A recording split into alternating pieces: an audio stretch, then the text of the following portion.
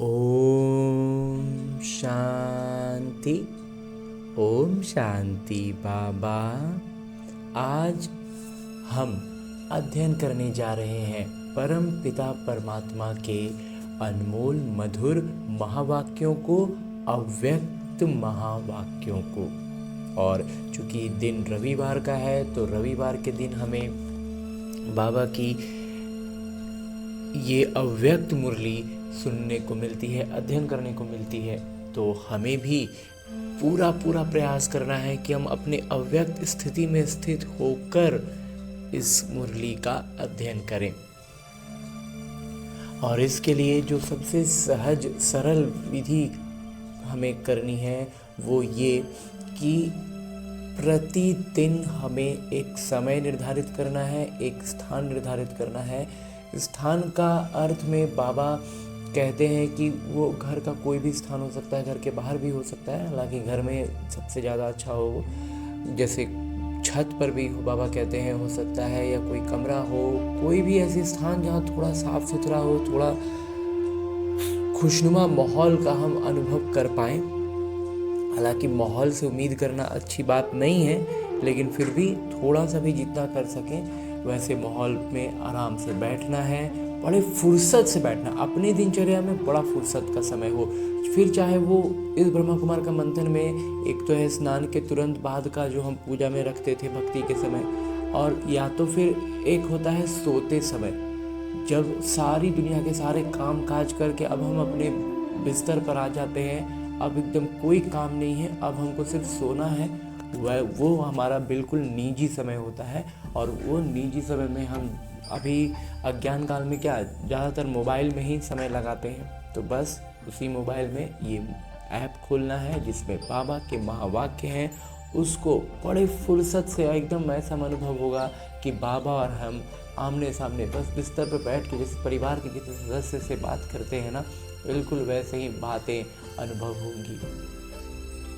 और इसका अनुभव हम बहुत सहज तौर पर ये भी पाते हैं कि जब हम उनकी उपस्थिति का अनुभव करते हैं, अपने उनके सानिध्य में जैसे ही हम आते हैं, मुझ आत्मा के सारे आत्मिक गुण, शांति, पवित्रता, प्रेम, सुख और हर एक गुण सक्रिय हो जाता है। मैं उससे भरपूर अनुभव करने लगता हूँ। मतलब मैं बाबा के सानिध्य में उपस्थित हो चुका हूँ, बाबा मेरे साथ सामने आ चुके हैं। और जिसके कारण बाबा दृष्टि से जब हम उनको महसूस करते हैं कि वो मेरे सम्मुख है, तो दृष्टि से बाबा मुझ आत्मा में ज्ञान, प्रकाश और अष्ट शक्तियों का प्रवाह करते हैं। और इससे एक ऐसे आनंद का आवरण तैयार होता है जिस आनंद के इस आवरण में मैं और मेरे बाबा बड़ी फुर्सत से बैठकर इत्मीनान से हम अपने दिल की बात बाबा को कहते हैं, और बाबा अपने दिल की बात इसी मुरली में निहित करके मुझसे कहते हैं। कारण शब्द को निवारण में परिवर्तन कर मुक्ति दाता बनो। सबको बाबा के संग का रंग लगाकर समान बनने की होली मनाओ। अंजी बाबा। आज सर्व खजानों के मालिक माता पिता अपने चारों ओर के खजाने संपन्न बच्चों को देख रहे हैं। हर एक बच्चे के खजाने में कितने खजाने जमा हुए हैं ये देख हर्षित हो रहे हैं। मतलब जमा हुआ है तब हर्षित हो रहे हैं बाबा। खजाने तो सभी को एक ही समय एक ही जैसे मिले हैं, फिर भी जमा का खाता सभी बच्चों का अलग अलग है। लेकिन समय प्रमाण अभी माता पिता सभी बच्चों को सर्व खजानों से संपन्न देखना चाहते हैं। बाबा कहते अब जो समय आ गया ना, तो अब सबको संपन्न ही बाबा देखना चाहते हैं, क्योंकि ये खजाने सिर्फ अभी एक जन्म के लिए नहीं है, ये अविनाशी खजाने अनेक जन्म साथ चलने वाले हैं। इस समय के खजाने को तो सभी बच्चे जानते ही हो। माता पिता ने क्या क्या खजाने दिए हैं वो कहने से ही सबके सामने आ गए। खजाना बोलने से समझ में याद में आ गया, उसकी जागृति हो गई। सबके सामने खजाने की लिस्ट इमर्ज हो गई है ना, उभर कर सामने आ गया ना पूरा खजानों का लिस्ट। हाँ जी बाबा, क्योंकि माता पिता ने पहले भी बताया है कि खजाने तो मिले, लेकिन जमा करने की विधि क्या है। बाबा कहते खजाना तो बाबा लुटा रहे हैं, लेकिन हम उसे अपने पास जमा नहीं रखेंगे, जमा नहीं करेंगे तो फिर वो तो व्यर्थ निकल जाता है। तो उसको जमा करने की विधि भी बाबा ने बतलाई है ना। तो जो जितना निमित्त और निर्माण बनता है उतना ही खजाने जमा होते हैं। जितना ज़्यादा हम निमित्त भाव से करते हैं, निर्माण भाव से करते हैं, बाबा कहते हैं उतने ही खजाने जमा होते चले जाते हैं। तो जांच करो, निमित्त और निर्माण बनने की विधि से हमारे खाते में कितने जमा हुए हैं। जितने खजाने जमा होंगे उतना वो भरपूर होगा। खजाना जितना भरेगा वो तो भरपूर ही हो रहा है ना, भरने का मतलब भरपूर। उनके चलन और चेहरे से भरपूर आत्मा का रूहानी नशा स्वतः ही दिखाई देता है। उनके चेहरे पर सदा रूहानी नशा व फखूर चमकता है, और जितना ही रूहानी फखूर होगा उतना ही बेफिक्र बादशाह होगा। रूहानी फखूर अर्थात रूहानी नशा बेफिक्र बादशाह की निशानी है। हम रूहानी फखूर में है, ये हमारी बेफिक्र बादशाह की निशानी है। तो अपने को जांच करो कि मेरी चलन और चेहरे पर बेफिक्र बादशाह का निश्चय और नशा है। दर्पण तो सबको मिली हुई है ना, तो दिल के दर्पण में अपना चेहरा जांच करो। देखो दिल के दर्पण में अपना चेहरा देखो कि क्या मुझसे आत्मिक चमक झलकती है। जब भी आईना देखे ना, लौकिक आईना भी देखे ना, तो उसमें भौतिक शरीर ना देख करके इसमें आदत बनानी है, अभ्यास करना है कि मैं अपनी आत्मा की स्थिति को देखूं कि उसकी स्थिति अभी क्या है। किसी भी प्रकार का फिक्र तो नहीं है, क्या होगा, कैसे होगा, ये तो नहीं होगा। कोई भी संकल्प रह तो नहीं गया है। बाबा कहते हैं इस तरह का कोई भी संकल्प रहा हुआ तो नहीं है। बेफिक्र बादशाह का संकल्प यही होगा, जो हो रहा है वो बहुत अच्छा, और जो होने वाला है वो और ही अच्छे ते अच्छा होगा। हाँ जी बाबा, इसको कहा जाता है फखूर, रूहानी फखूर अर्थात स्वमानधारी आत्मा। विनाशी धन वाले जितना कमाते उतना समय प्रमाण फिक्र में रहते, जितना समय कमाते रहते उतना समय उनको फिक्र लगा रहता है। आपको अपने ईश्वरीय खजानों के लिए फिक्र है? बिल्कुल नहीं बाबा, बेफिक्र होना एकदम बाबा, क्योंकि जो खजानों के मालिक और परमात्मा बालक हैं वो सदा ही स्वप्न में भी बेफिक्र बादशाह हैं, क्योंकि उनको निश्चय है कि ये ईश्वरीय खजाने इस जन्म में तो क्या, लेकिन अनेक जन्म साथ हैं। जब परमात्मा पिता हमारे साथ हैं तो फिर उनका धन संपदा तो रहना ही रहना है, इसलिए फिक्र की तो कोई बात ही नहीं, साथ रहेंगे। इसलिए वो निश्चय बुद्धि निश्चिंत है। जो बाबा के सानिध्य में खुद को उपस्थित अनुभव करते हैं ना, वो निश्चय बुद्धि है और इसलिए वो निश्चिंत है। तो आज माता पिता चारों ओर के बच्चों का जमा का खाता देख रहे थे। पहले भी सुनाया है कि विशेष 3 प्रकार के खाता जमा किए हैं और कर सकते हैं।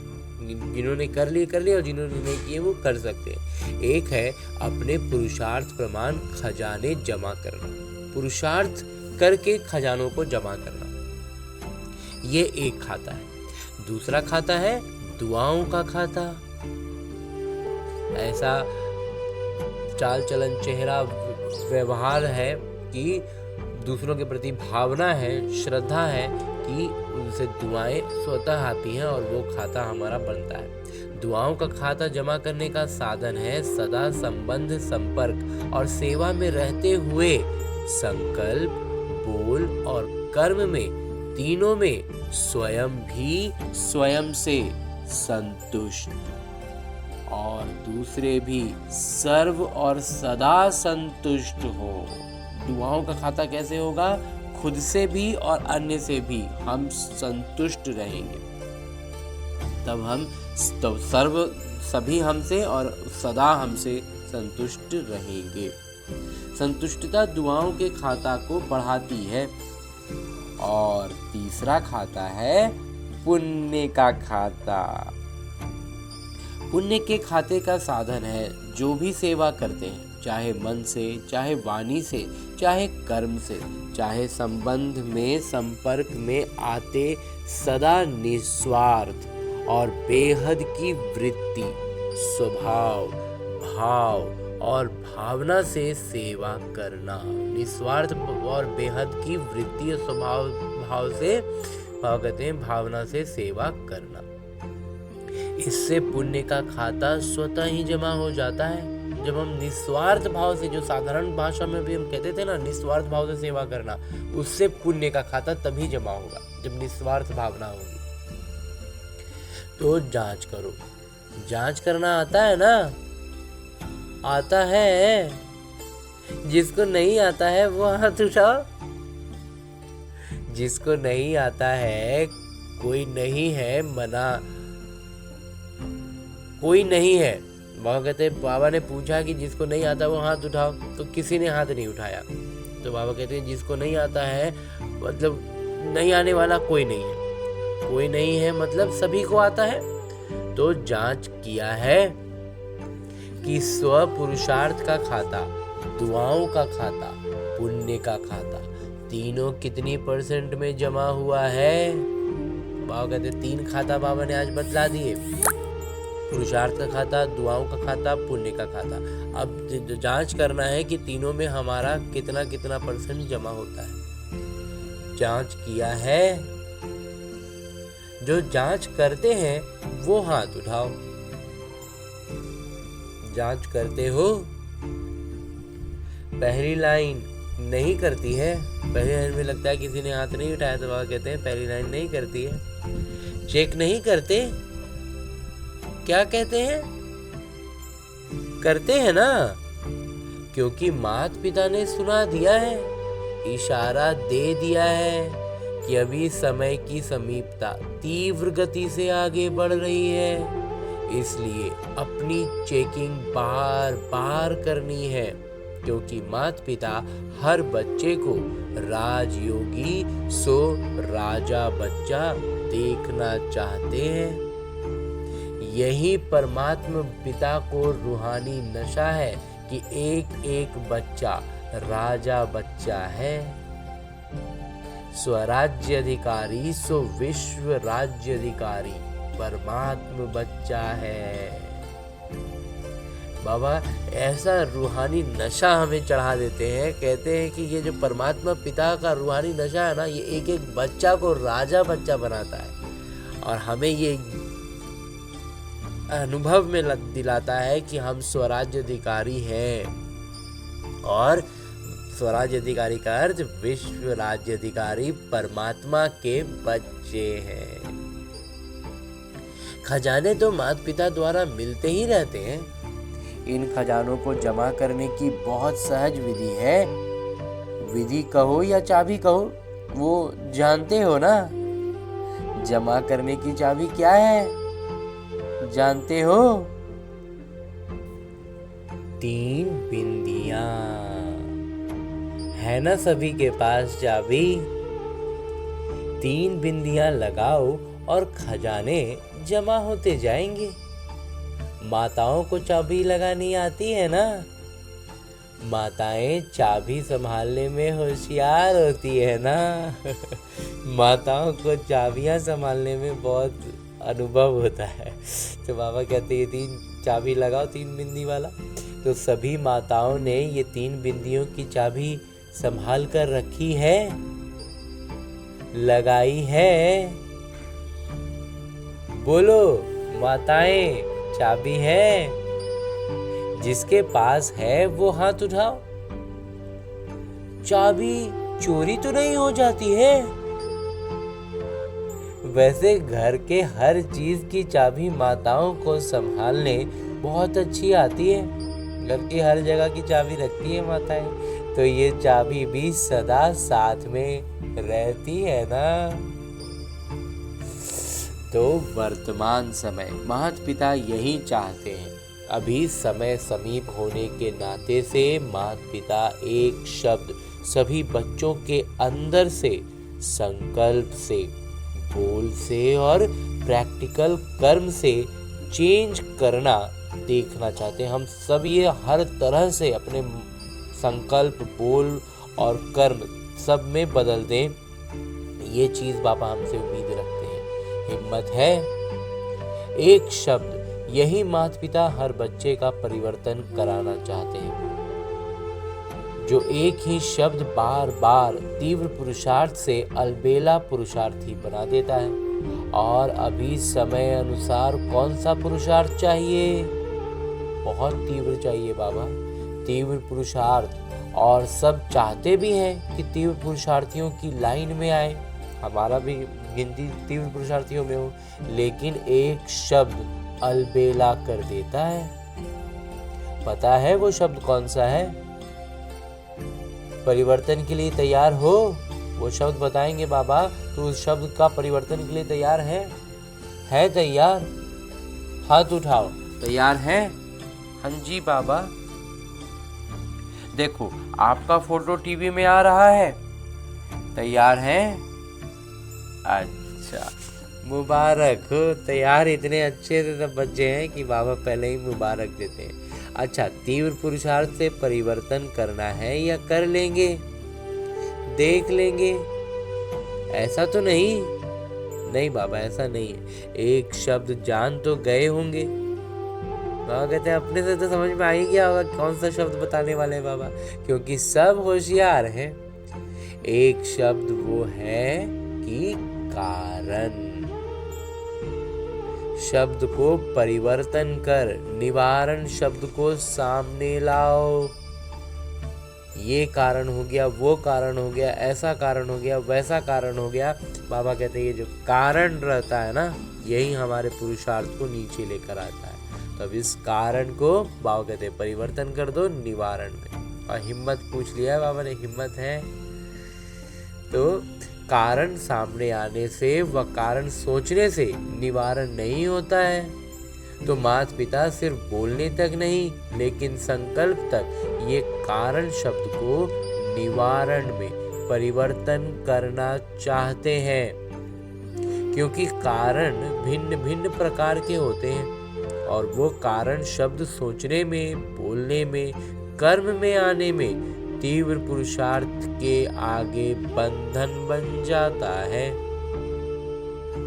क्योंकि आप सभी का माता पिता से वायदा है, स्नेह से वायदा है कि हम सभी भी बाबा के विश्व परिवर्तन के कार्य में साथी हैं।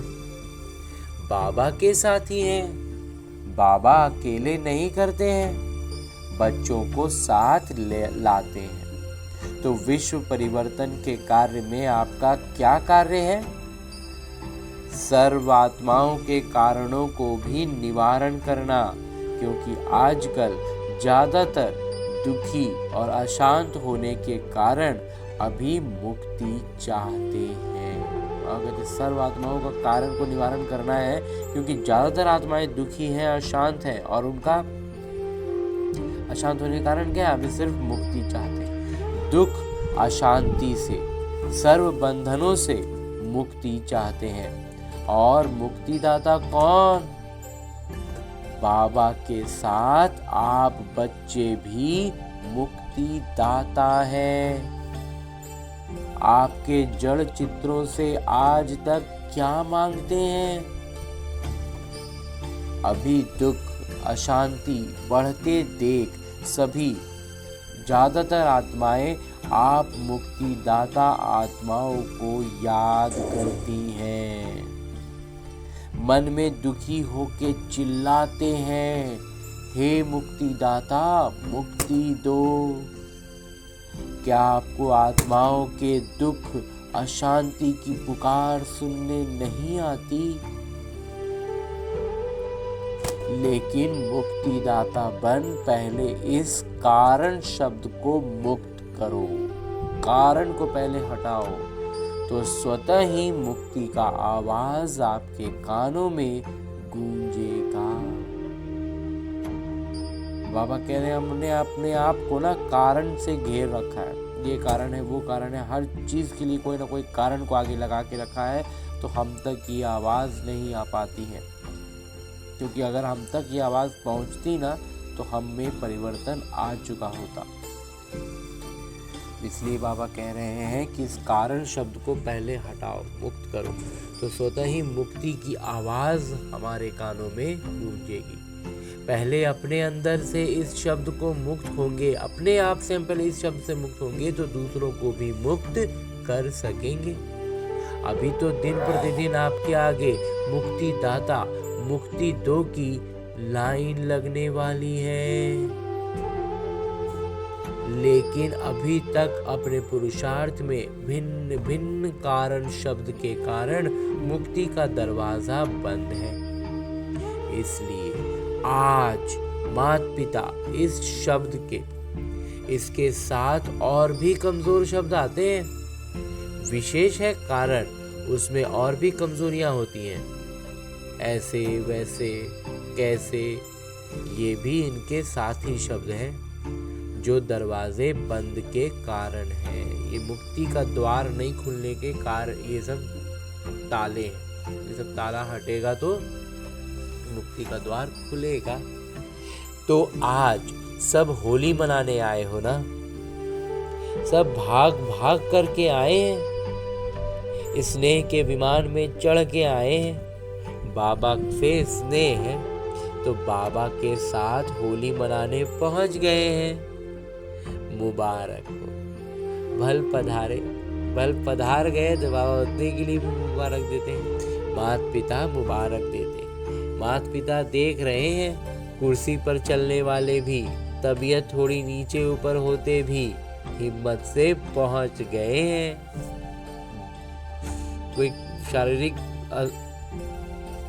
तकलीफ है, कुछ भी है, तबीयत ऊपर नीचे है, लेकिन सब भी हिम्मत करके बहुत सी आत्माएं पहुंच गई। माता पिता ये दृश्य देखते हैं, यहाँ क्लास में आते हैं ना, प्रोग्राम में आते हैं तो चेयर पर भी चल के पंडे को पकड़ कर आ जाते हैं, किसी को पकड़ लिया उसके साथ आ गए, तो इसको क्या कहा जाएगा? परमात्मा प्यार। बाबा इसको कहते हैं परमात्मा का प्यार। माता पिता भी ऐसे हिम्मतवान दिल के स्नेही बच्चों को बहुत बहुत दिल की दुआएं, दिल का प्यार विशेष दे रहे हैं, और ऐसी विशेष आत्माओं को बाबा विशेष दिल का प्यार दे रहे हैं। हिम्मत रख के आए हैं, बाबा की और परिवार की मदद है ही, तो जब हिम्मत करके आए गए हैं तो बाबा का और बाबा के परिवार का मदद तो मिलना ही है, तभी ब्राह्मण बच्चों का मदद मिलेगा। तो सभी को स्थान ठीक मिला है, मिला है। जिसको स्थान ठीक मिला है वो हाथ उठाओ।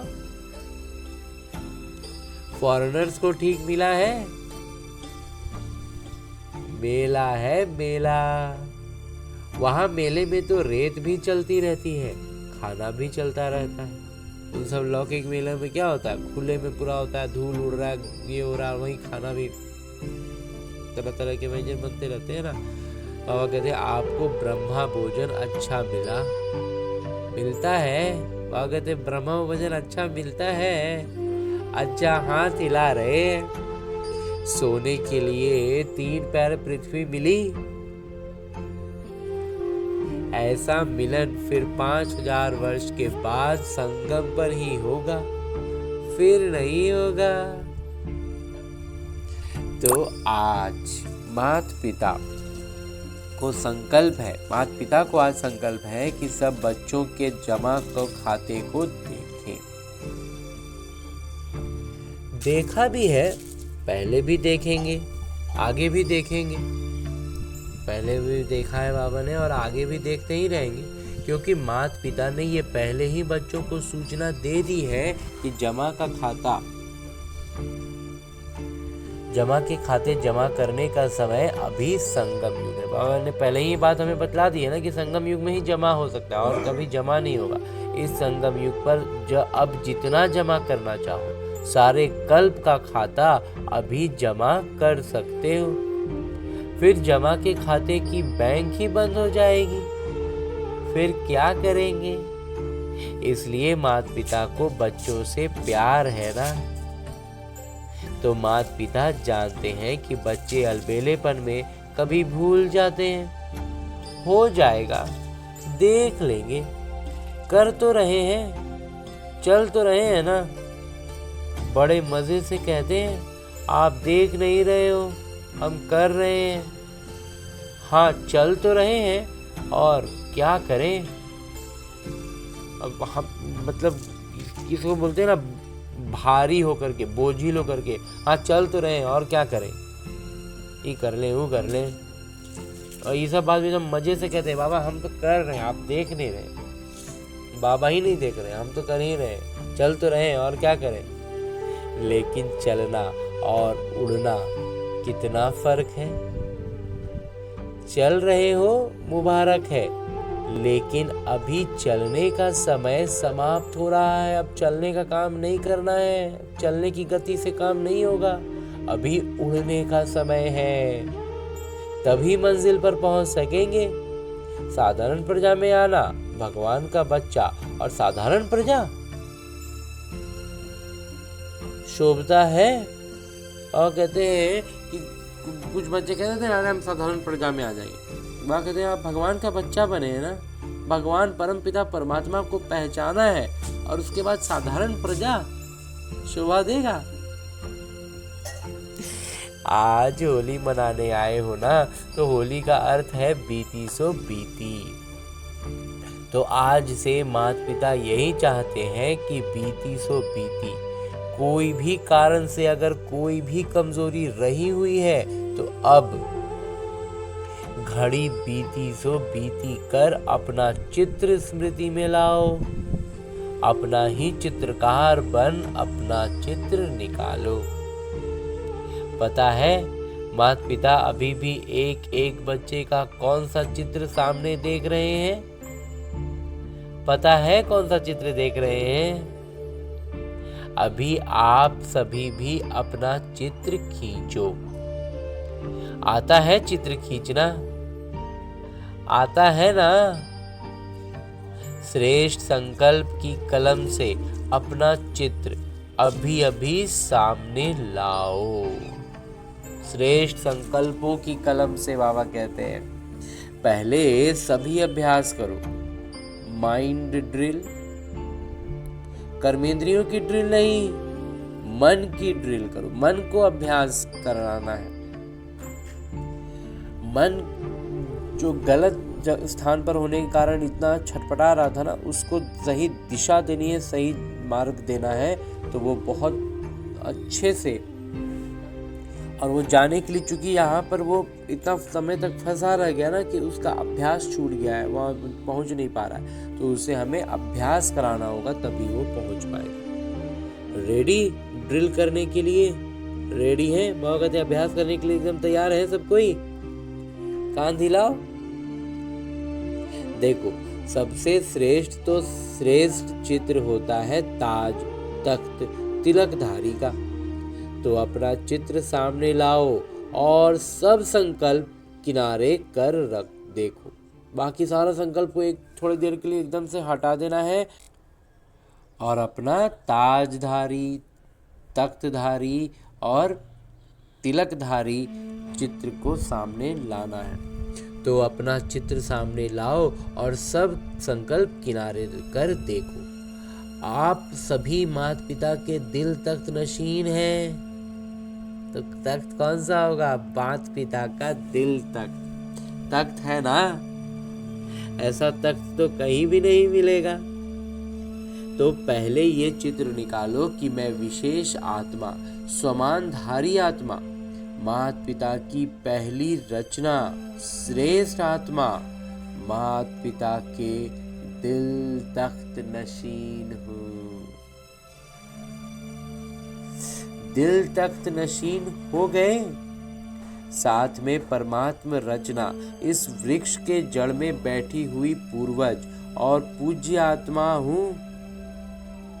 बाबा कहते हैं तख्त नशीन तो हो गए, साथ में क्या है, परमात्मा की रचना, जो ये वृक्ष के जड़ में बैठी हुई पूर्वज और पूज्य आत्मा भी हूँ मैं ना, तो उस भी ध्यान में रखना है। इस स्मृति का तिलकधारी हूँ। तिलक कौन सा लगाना है वो बाबा बतला रहे हैं कि जो रचना है वृक्ष का, उसमें हम जड़ में बैठी हुई, वसय में बैठी हुई आत्मा है, पूर्वज और पूज्य आत्मा हूँ, तो ये इस बात का तिलक लगाना है। स्मृति का तिलक लगाया, तख्त लिया, बाबा का दिल तक पर हम आसीन हो गए। फिर तिलक लगाया, अपने राज्याधिकारी पूज्य और पूर्वज आत्मा का तिलक लगा लिया। साथ में बेफिकर बादशाह, सारा फिकर का बोझ माता पिता को अर्पण कर डबल लाइट ताजधारी हूँ। और ताज कौन सा, डबल लाइट। सारा बोझ हटा करके बेफिकर बादशाह का ताज बाबा कहते हैं रख लिया। तो ताज, तिलक और तख्त धारी ऐसी पिता बाबा अर्थात परमात्मा प्यारी आत्मा हूँ। मैं अपने पिता का एकदम दुलरुआ बच्चा हूँ। ये बात हम अनुभव अब कर रहे हैं ना। तो ये चित्र अपना खींच लिया। सदा ये डबल लाइट का ताज चलते फिरते धारण कर सकते हो। कभी भी अपना स्वमान याद करो तो ये ताज, तिलक, तख्त नशीन आत्मा हूँ, ये अपना चित्र दृढ़ संकल्प द्वारा सामने लाओ।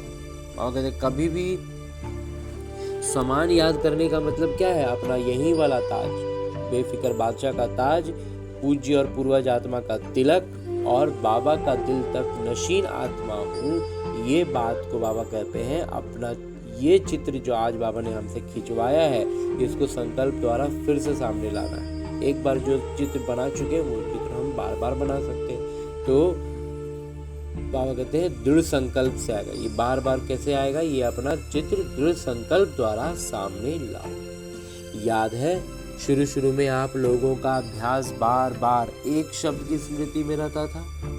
वो एक शब्द था मैं कौन। ये मैं कौन, ये शब्द बार बार स्मृति में लाओ और अपने भिन्न भिन्न स्वमान, टाइटल, भगवान के मिले हुए टाइटल, कहते हैं एक स्वमान क्या है, टाइटल है। और टाइटल कौन सा, भगवान द्वारा दिया हुआ। तो इसमें से इस ब्रह्मा कुमार को दो टाइटल बहुत ज्यादा अच्छे लगते हैं, एक है शांति दूत और दूसरा सुखदेव। हम तो किसी को कह भी सकते हैं आपका नाम, जो लोग पूछते हैं ना तो कह सकते हैं मैं, जैसे श्रीमान महोदय इस तरह का नाम लगाते हैं तो खुद का में नहीं लगाया जाता है ये सब चीज़, लेकिन ये लगा सकते हैं जो है शांति दूत। जैसे भक्ति में हनुमान के बारे में हनुमान परिचय देते थे, वो कहते थे मैं रामदूत हनुमान हूँ, तो वैसे ही मैं शांति दूत सुखदेव हूँ। और ये सिर्फ मुख से नहीं कहना, ये अनुभूति के साथ कहना है, अपने आप को स्मृति दिलानी है, क्योंकि ये टाइटल बाबा के दिए हुए हैं। आजकल लोगों को, मनुष्यों को मनुष्यों से टाइटल मिलता है तो भी कितना महत्व समझते हैं। जैसे कवियों में हम सुनते थे ना, नामधारी सिंह दिनकर, तो दिनकर उनको उपाधि दिया गया। प्रेमचंद जो थे उनको मुंशी का टाइटल दिया गया, मुंशी प्रेमचंद। उस तरह के बहुत से टाइटल देते रहते थे। जैसे जो बापू हैं मोहनदास करमचंद गांधी, उनको भी महात्मा का टाइटल दिया गया, महात्मा गांधी। तो टाइटल मनुष्यों को देते रहते हैं और तो उसका भी बहुत महत्व हो जाता है। और आप बच्चों को बाबा द्वारा कितने टाइटल व सम्मान मिले हैं, हमें भगवान टाइटल दे रहे हैं। तो सदा सम्मान की लिस्ट अपनी बुद्धि में मनन करते रहो। मैं कौन, लिस्ट लाओ, इसी नशे में रहो तो कारण जो है, जो भी कारण है ना, वो शब्द मर्ज हो जाएगा, वो समाप्त हो जाएगा और निवारण हर कर्म में दिखाई देगा। अपना वो टाइटल बाबा कहते हैं याद करो। जब भी कोई हो ना, तो बाबा ने हमें हर परिस्थिति, हर तरह का, इतना प्रकार का टाइटल हमें दे रखा है कि जो भी परिस्थिति आएगी ना, हम उस पर अपना वो टाइटल याद करेंगे तो बाबा कहते हैं वो लिस्ट सामने लाओगे तो ये जो कारण में हम उलझते हैं ना, ये कारण समाप्त हो जाएगा, डूब जाएगा, मर्ज हो जाएगा और निवारण उभर कर सामने आएगा। हर कर्म में निवारण दिखाई देगा। जब निवारण का स्वरूप बन जाएंगे तो सर्व आत्माओं को निर्वाण धाम, मुक्ति धाम में सहज जाने का रास्ता बताए मुक्त कर लेंगे। वहाँ कहते हैं जब हम इस निवारण से पूरी तरह निवारण स्वरूप बन जाएंगे ना, तो वहाँ कहते हैं हम सर्व आत्माओं को निर्वाण धाम और मुक्ति धाम में ले जाने का सहज रास्ता बता करके उनको मुक्त कर लेंगे। हाँ जी बाबा। तो दृढ़ संकल्प करो। आता है दृढ़ संकल्प करना? जब दृढ़ता होती है तो दृढ़ता सफलता की चाबी है। कहते हैं दृढ़ संकल्प करना आता है, क्योंकि आने का मतलब है सफलता होगी ही होगी। जरा भी दृढ़ संकल्प में कमी नहीं लाओ, क्योंकि माया का काम है हार खिलाना और आपका काम क्या है? आपका काम है बाबा के गले का हार बनना, ना माया से हार खाना। बाबा का गले का हार बनना है, माया से हार थोड़ी खानी है। तो सभी ये संकल्प करो, मैं सदा बाबा के गले की विजयी माला हूँ, गले का हार हूँ। गले का हार विजयी हार है। जी बाबा, गले का हार तो विजयी माला है ना। तो माता पिता हाथ उठवाते हैं, तो आप क्या बनेंगे? सब क्या उत्तर देते हैं? एक ही उत्तर देते हैं, लक्ष्मी नारायण बनेंगे। राम सीता भी नहीं। तो लक्ष्मी नारायण बनने वाले हम माता पिता के विजयी माला के मन के हैं, पूज्य आत्मा है। भक्ति आपकी माला का मन का जपते जपते अपनी समस्याओं को समाप्त करते हैं। भक्त लोग क्या कर रहे हैं? हमारी माला जो बनती है ना अभी, कहते उसको वो जपते हैं और जपते जपते अपने ये समस्या समाप्त कर देते हैं श्रद्धा और उससे, और परमात्मा का अप्रत्यक्ष रूप से साथ पा करके।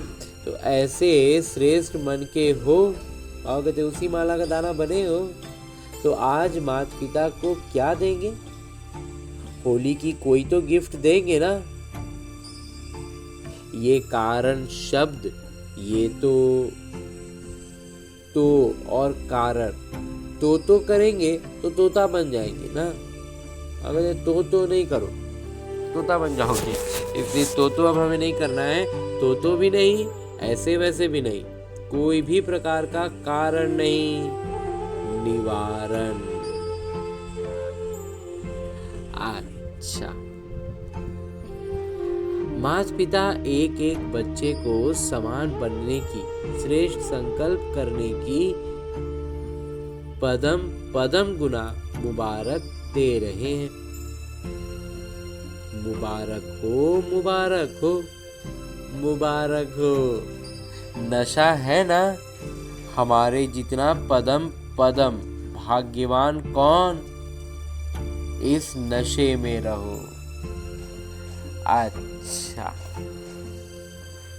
अभी एक क्षण में सभी ब्राह्मण अपने राजयोग का अभ्यास करते हुए मन को एकाग्र करने का मालिक बन, मन को जहाँ चाहो, जितना समय चाहो, जैसे चाहो वैसे अभी अभी मन को एकाग्र करो। कहीं भी मन यहाँ वहाँ चंचल नहीं हो। मेरा बाबा, मीठा बाबा, प्यारा बाबा, इस स्नेह के रंग की आध्यात्मिक होली मनाओ।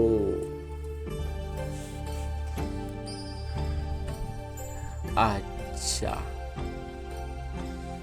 चारों ओर के श्रेष्ठ विशेष होली और हाईएस्ट बच्चों को सदा स्वयं को बाबा समान सर्व शक्तियों से संपन्न सर्वशक्तिमान अनुभव करने वाले, सदा हर कमजोरियों से मुक्त बन अन्य आत्माओं को भी मुक्ति दिलाने वाले, मुक्ति दाता बच्चों को सदा स्वमान की सीट पर सेट रहने वाले, सदा अमर भव के वरदान के अनुभव स्वरूप रहने वाले, ऐसे चारों ओर के, चाहे सामने बैठने वाले चाहे दूर बैठे स्नेह में समाये हुए बच्चों को याद प्यार व अपने उमंग उत्साह पुरुषार्थ के समाचार देने वालों को माता पिता का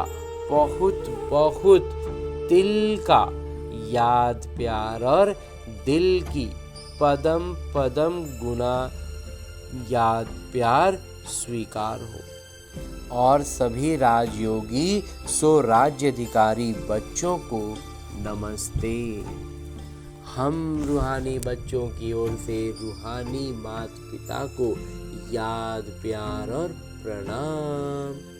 धन्यवाद बाबा, धन्यवाद। मुरली के लिए भी धन्यवाद और इस अनूठे अलौकिक ब्राह्मण जीवन के लिए भी बहुत बहुत बहुत धन्यवाद बाबा, बहुत धन्यवाद। आगे मेरे बाबा आज वरदान दे रहे हैं। वरदान देते हुए मेरे बाबा कहते हैं, अलमाइटी सत्ता के आधार पर आत्माओं को माला माल बनाने वाले पुण्य आत्मा भव। बाबा कहते हैं कि सर्वोच्च सत्ता का आधार हमारा है, हमें वहीं पहुंचना है। तो ऐसा अनुभव के साथ जब हम रहते हैं ना, तो बाबा कहते हैं हम अन्य आत्माओं को भी माला माल बनाने वाले बन जाते हैं और अन्य आत्माओं तक ये सेवा पहुंचती है, तो हम पुण्य आत्मा हो ही गए ना। विस्तार से बाबा कहते हैं, जैसे दान पुण्य की सत्ता वाले सकामी राजाओं में सत्ता की फुल पावर थी, जिस पावर के आधार पर चाहे किसी को क्या भी बना दे, जिसको जो पद देना चाहे वो दे सकते हैं, ऐसे आप महादानी पुण्य आत्माओं को डायरेक्ट बाबा द्वारा प्रकृति जीत माया जीत की विशेष सत्ता मिली हुई है। ये तो बाबा ने अभी ही दे दिया। आप अपने शुद्ध संकल्प के आधार से किसी भी आत्मा का बाबा से संबंध जोड़कर माला माल बना सकते हो। सिर्फ इस सत्ता को यथार्थ रीति इस्तेमाल करो। बाबा कहते हैं हमें जो बाबा ने सत्ता दे दी है ना, उसी सत्ता को अब हमें वहाँ कहते हैं इस्तेमाल करो। और आगे स्लोगन है, मुरली का उपदेश है, जब आप संपूर्णता की बधाइयाँ मनाएंगे तब समय प्रकृति और माया विदाई लेगी। और कहते हैं हमें संपूर्णता की बधाई अब लेना है, बधाइयों के उस स्थिति में आ जाना है। तब जो है ये समय जो है प्रकृति और माया सब विदाई लेके जाएगा और हम भी नए शरीर के साथ स्वर्ग में आएंगे। तो अभी तक हमने परमपिता परमात्मा के इस अव्यक्त मुरली को परमपिता परमात्मा के चैतन्य उपस्थिति में अध्ययन करने का प्रयास किया और अनुभव भी किया ना। तो अब मेरे बाबा इसी अव्यक्त स्वरूप में स्थित रहकर एक इशारा देते हैं कि अब संपन्न व कर्मातीत बनने की धुन लगाओ। और इस धुन लगाने के लिए मन बुद्धि में एकदम से धुन सवार हो जाए, उसके लिए हर दिन बाबा अलग अलग इशारे देकर के इसकी स्पष्टता को बढ़ाते हुए आज जो इशारा दे रहे हैं बाबा, वो कहते हैं जब मन बुद्धि कर्म में बहुत व्यस्त हो उस समय निर्देश दो फुल स्टॉप। कर्म के भी संकल्प स्टॉप हो जाए, लौकिक काम करते रहते हैं ना वहाँ पे, तो उसका भी संकल्प नहीं। ये अभ्यास एक क्षण के लिए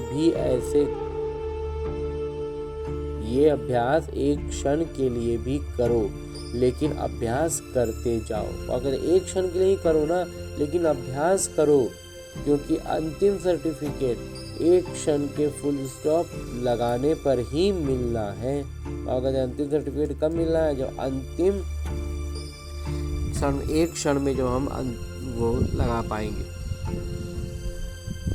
इसलिए वहाँ कहते हैं अभ्यास करते जाओ, क्योंकि अंतिम सर्टिफिकेट एक क्षण के फुल स्टॉप लगाने पर ही मिलना है। सेकंड में विस्तार से संभालो, सार स्वरूप बन जाओ, यही अभ्यास कर्मातीत बनाएगा। वहाँ कहते हैं एक क्षण में विस्तार को संभालो और सार स्वरूप बन जाओ। यही अभ्यास हमें बार बार करना है और यही हमें कर्मातीत बनाएगा। हाँ जी बाबा। और अब हमने परमपिता परमात्मा का इतना श्रेष्ठ ज्ञान मुरली को उनकी चैतन्य उपस्थिति में अध्ययन किया, उनसे वरदान प्राप्त किया। इशारे अव्यक्त रूप में स्थित होकर बाबा ने जो इशारा दिया उसे भी जान लिया। अब हमें करना क्या है, हमें अपने इस लक्ष्य को याद रखना है कि हमें लक्ष्मी नारायण बनना है, विश्व महाराजा बनना है। तो करना क्या है, इन सारी ज्ञान की बातों को वास्तविक जीवन में अपनाना है। और ये वास्तविक जीवन भी कहना एक तरह से गलत होगा, क्योंकि ये जो मेरा लौकिक जीवन है ये बस और बस मेरे अभ्यास के लिए है। उसका एक अभ्यास पुस्तिका है जिसमें आने वाली हर परिस्थिति मेरे लिए एक प्रश्न है, और उस प्रश्न का मैं कितना आत्माभिमानी स्थिति में रहकर उत्तर देता हूँ, उस पर अपनी प्रतिक्रिया देता हूँ, वही निर्धारित कर रहा है कि मैं अपने लक्ष्य के कितने करीब पहुँच रहा हूँ। तो इसके लिए अभी फिलहाल हमें लौटना है अपने इस स्थूल शरीर में, अपने इस किरदार, जहाँ मुझे न केवल अपने सारे आत्मिक गुणों की स्मृति रखनी है बल्कि अष्ट शक्तियों की जागृति रखनी है। और उन अष्ट शक्तियों को इस ब्रह्मा कुमार ने अपने मंथन से इस क्रम में सजाया है कि सबसे पहले हमारे भीतर ज्ञान के बाद जो शक्ति जागृत होती है वो होती है सहन शक्ति। जब हम ज्ञान की महीन बातों को नहीं समझ पाते हैं, कुछ स्पष्ट नहीं हो पाता है, या जहाँ पर भी जिस भी परिस्थिति में हम स्पष्टता में थोड़ा भी उलझते हैं, तो लेकिन निश्चय पूरा होता है, तो हम सहन शक्ति की जागृति के साथ हर परिस्थिति को पार कर पाते हैं। उसके बाद जो जागृत होती है वो होती है परखने की शक्ति, और उसी के साथ साथ निर्णय करने की शक्ति। अब निर्णय क्या करना है, निर्णय करने के लिए हमारे पास 5 शक्तियां हैं कि हमें इन 5 में से कौन सी शक्ति का इस्तेमाल करना है।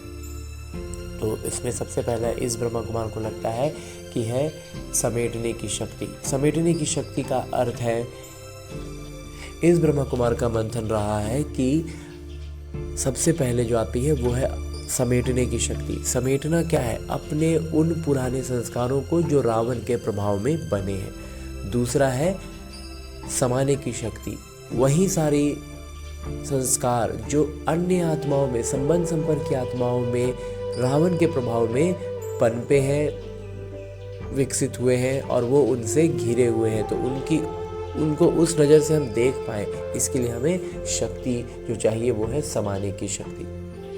तो उनके रावण के प्रभाव में बने संस्कारों को समाने की शक्ति। उसके बाद जो आती है वो है संकीर्णता की शक्ति। संकीर्णता की शक्ति का अभिप्राय इस ब्रह्मा कुमार के मंथन के अनुसार है कि जहां पर हमारा हस्तक्षेप का या फिर हमारे इन्वॉल्व होने का, हमारे उससे जुड़ने का कोई अर्थ नहीं है, हमारे लिए वो व्यर्थ है, तो वैसे में अपने आप को उसमें जोड़कर हम खामोखा में कहीं उलझ ना रहे हो, इसके लिए भी, इसका स्पष्टीकरण के लिए भी हमें शक्ति चाहिए कि जहाँ ज़रूरत, मतलब संकीर्णता के साथ, मतलब जिसको कहते हैं कि आराम से हम निकल सकते हैं और हम झूठ मूठ में फंस रहे हैं, वो काम ना करके, तो इसके लिए भी शक्ति चाहिए। तो वही है संकीर्णता की शक्ति। उसके बाद जो है वो है सामना करने की शक्ति। तो ये भी हमें परखना होगा ना कि हम यहाँ से एकदम मतलब बिना किसी जुड़ाव के एकदम सीधे निकल सकते हैं, या फिर हम निकल नहीं सकते तो हमें उसका सामना करना ही है। तो हम उस परिस्थिति का, उन बातों का अच्छे से सामना कर पाए, उसके लिए भी हमें जो शक्ति चाहिए वही है सामना करने की शक्ति। और उसके बाद जो एक शक्ति है उसका नाम है सहयोग की शक्ति। सहयोग की शक्ति का अर्थ है कि जब हम अपने सारे गुणों और शक्तियों से खुद को भरपूर अनुभव करते हैं, सारी शक्तियों की जागृति के साथ होते हैं, तब हम अन्य आत्माओं को सहयोग दे सकते हैं। यूँ तो हम यहाँ गलती ये करते हैं कि आज हमने पहला ज्ञान समझा और हम दूसरों को बताते हैं, तो ये बहुत खुशी और उमंग उत्साह के लिए ठीक है, लेकिन दूसरों को बताने में अगर हम पीछे हो रहे हैं, हम फिसल रहे हैं, वो हमें खींच ले रहे हैं, तो इसका मतलब है कि हम सहयोग की शक्ति से अभी निपुण नहीं हुए हैं। तो जब तक हम खुद का पाँव अच्छे से न जमा लें, हम बाढ़ में किसी बह रहे या व्यक्ति को लौकिक तौर पर अगर उदाहरण के रूप में देखें तो किसी को बहता हुआ क्यों हम रोकें और खुद ही हमारे पाँव जमे नहीं हैं, हमने खुद को रस्सी से कोई चीज़ से बांधा नहीं है, तो फिर हम दूसरों को मदद नहीं कर सकते हैं, हम खुद ही बहने लग जाएंगे। तो इसलिए हमें इस बात का स्मृति रखनी है, इस शक्ति को भी समझना है। तो इस तरह की अष्ट शक्तियों की जागृति के साथ सारे सातों आत्मिक गुणों को स्मृति में रखते हुए सारी प्रतिक्रियाएं हमारे इसी अनुसार हो, ऐसा अभ्यास करने के लिए लौटते हैं अपने इस किरदार में, अपने स्थूल शरीर में। अच्छा, ओम शांति।